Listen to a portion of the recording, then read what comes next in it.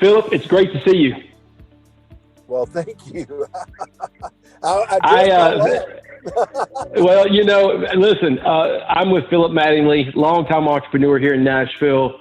Somebody that I've recently got a chance to chat with, and there's 100 directions I'd like to go with a conversation with you, but specifically, we're going to keep it this one, and I've told you I want to come back and talk some more.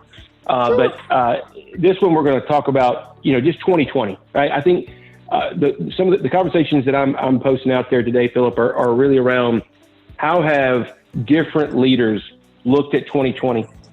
You were just saying you've been busier in 2020 than Well, you I would maybe ever tell have, you which is it's been a huge opportunity. As most well, as the most military people tell you that the great opportunities in the military come when there is friction on the field. At Waterloo, it was the rains that came and made Napoleon couldn't move his artillery.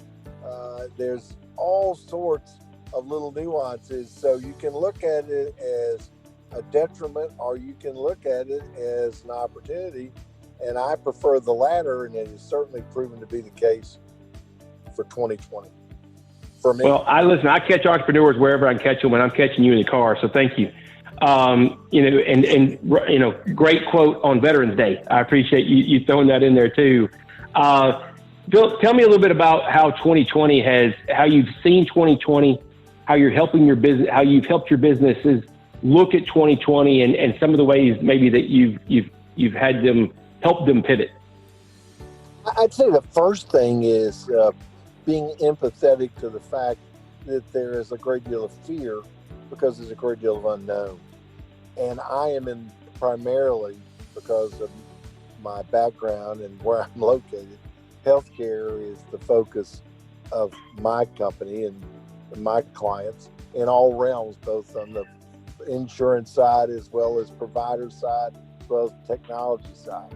So you would think that in that particular space, there would be a tremendous amount of understanding and knowledge about what was going on with the whole COVID escapade, and it was not. I mean, there was a great void there.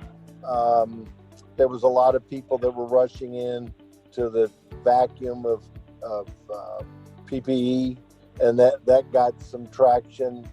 But I think a lot of people realized that wasn't as big an issue as a lot of people thought. So I would say, to answer your question, the fear and then trying to figure out what do we do next. And so if you went back to the basics, which is kind of where you go every time that there is an issue that's as catastrophic as this one, because some of those basic rules don't ever change. I mean, you've got to sell something, you got to be able to deliver it, you got to be able to get paid for it, and you got to do it in different ways. I surprisingly was very fortunate because where everybody was starting to do remote officing, I'd done it for 30 years. This was the way I had been, so there was nothing new about this at all, except I didn't travel at all, and that was fine too. So it was a positive. So I think people got comfortable with that. I think they got a lot more involved in the technology of remote selling, remote meetings. And in some ways, I think it made it more communicative because I think we kind of erred on the side of more meetings by phone because there's no real cost to it with travel, etc. It made more sense than less. So I think the communication went up in a lot of cases. So I can see a lot of positives in this, far outweighing the negative. It's kind of our history that we react, and that, as I said before, it's almost like the recon Marines, adapt, improvise, overcome. Just don't get excited. Just kind of figure out where you really are, where you want to go, and what's it going to take to get you there. Great advice. Be very great methodic. advice. And the more an issue becomes, the more it becomes dangerous and whatever, the calmer you've got to get. and the more resolute, because then you've got to be thinking in very definitive terms about how do I get from A to B. Phillip, how are you leading companies right now? I know you do a lot of consulting work with different organizations. You're helping people raise money and different things like that. How are you helping them think about 2020 or 2021 right now? Again, basics. Are we making sure we've got the right people? Are we making sure that they understand what they're accountable for?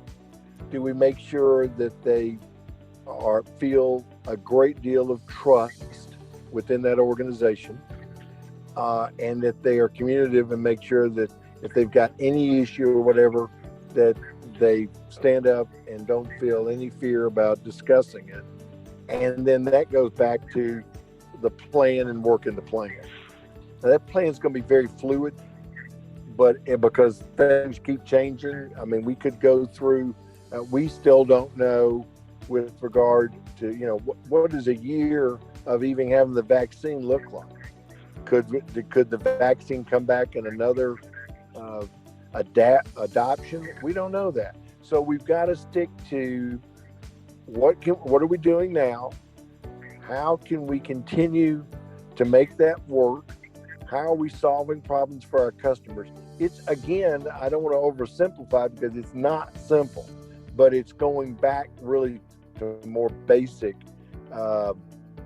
And football analogy, there's no trick plays right now. It is really, and it takes a lot of courage to do this, but if you do the math, if every time you run the football, you go up the middle, it's not glamorous, it's very difficult, and you gain 3 yards. In 4 downs, you'll get a first down, but that fourth down's pretty, kind of makes you a little bit nervous. But if you do the math, you're going to be there. So you got to trust everybody on the team, and understand we're going to just keep it really basic.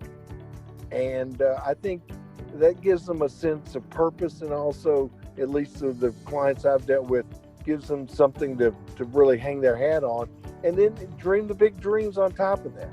Because the goal line's still the goal line. If you went over it with a long pass, that's one thing. But if you do it in 12-yard increments, that's fine too. Because you got the first down, you got another 2, and you go on from there.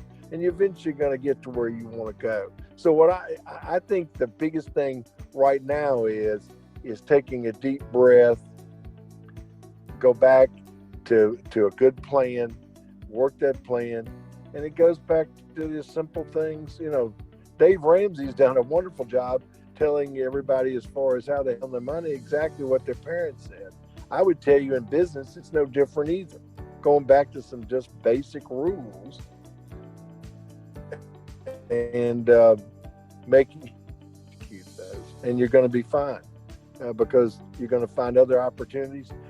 I've never seen as many entrepreneurial opportunities that in my entire career as I'm seeing in 2020. Never, because we've got an opportunity to deal with something that we've never dealt with before, and how we do that.